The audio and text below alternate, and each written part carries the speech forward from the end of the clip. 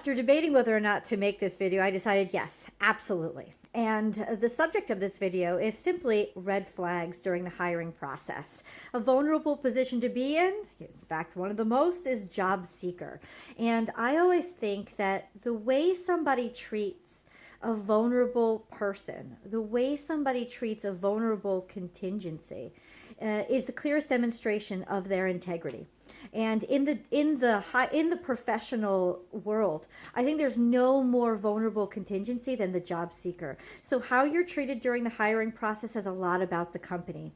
In the past 3 months, and yes, it's 2018, so really contemporary, in the past actual 3 months, I've experienced as a job seeker these two different red flags that I want to know if you've experienced too, and what your opinion is, and what you think we should do about it if you've experienced it too.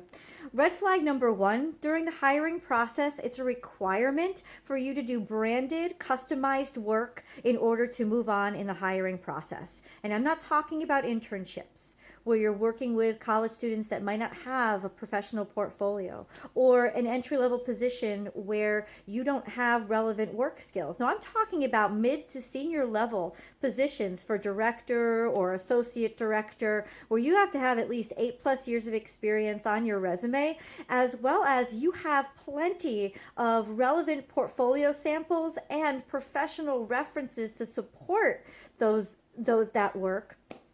To validate that work, to stand for your ability to fill the position and the required aspects of the role. 2 experiences I've had, both with smaller companies that were looking to expand, or that's what they said, and required a significant amount of work that as an experienced manager who has worked with outside vendors, I knew exactly how much this work was worth. And in one situation, they were asking for a minimum of 2 of 5 pieces of content created specifically for the company, after doing market research not only on the company but also the company's competitors, analyzing that research and putting it into these pieces of content to present to the executive team. I thought, well, isn't that what I'm supposed to be getting paid to do? And as an experienced manager, I know that if I hired an outside vendor to do this work, if I did all 5 pieces of content, it would have been work. And this is on the better end of the pricing scheme.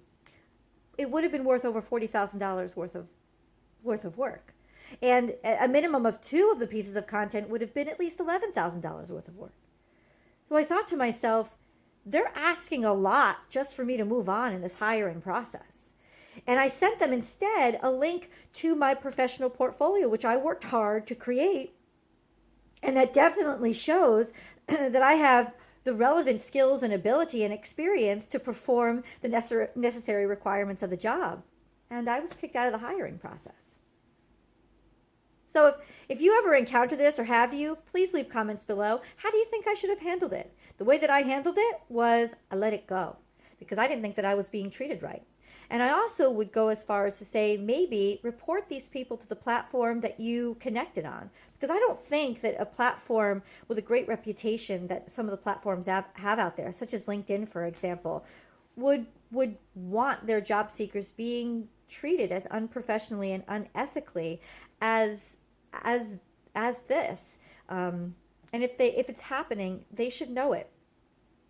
The red flag number 2 is a little bit more insidious because it's harder to pick out. And this red flag is simply, during the hiring process, which we all know can be very long and drawn out, and there can be a lot of different interviews in the process, but during these multiple interviews, if you're being grilled about information that has more to do with your current company or your former company, their strategies, the way they develop their strategies, the way that they structure their teams, as opposed to you and how your experience fits the role, once again, run for the hills. Because I can tell you right now that me and a former colleague and friend, both from the same company, both formerly from the same team, were going out for the same position. Whether or not we knew we were both being considered for the same position, I don't know. But first of all, our first interview with the CMO was in a coffee shop as opposed to the corporate office, for supposedly because their corporate office was too full and they couldn't find a private, quiet place to be. So a coffee shop was the alternative. And then the subsequent interviews that followed were all with very young sounding, fresh faced sounding individuals from demand gen, events marketing, product marketing, that continued to grill us about the structures and team organization and editorial calendars of our former employer. Interesting, right?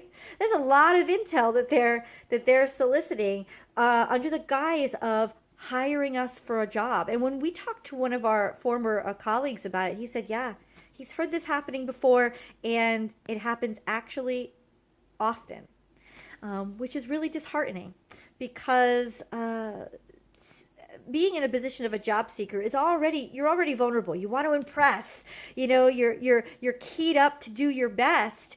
And then to have somebody manipulate that process as well as you to cut corners and get information or content or work done for their company without giving equitable compensation for it. And the promise of a job isn't equitable compensation. All you should have to do to get hired is to demonstrate that you can fulfill the position and that you fit in with the team. And this is what the conventional, ethical, professional hiring process is structured for. None of an ethical professional hiring process includes soliciting free branded work that you just have to hand over and you get nothing for, or being grilled about the current structure and practices of a larger corporation. Both of those two, huge red flags. And my solution and suggestion to anybody who is running into this is A, report it to the platform that they connected with you on.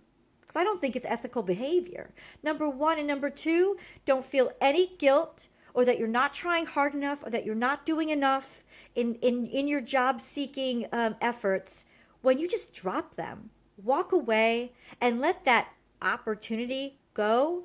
Because I don't honestly feel that it was much of an opportunity to begin with.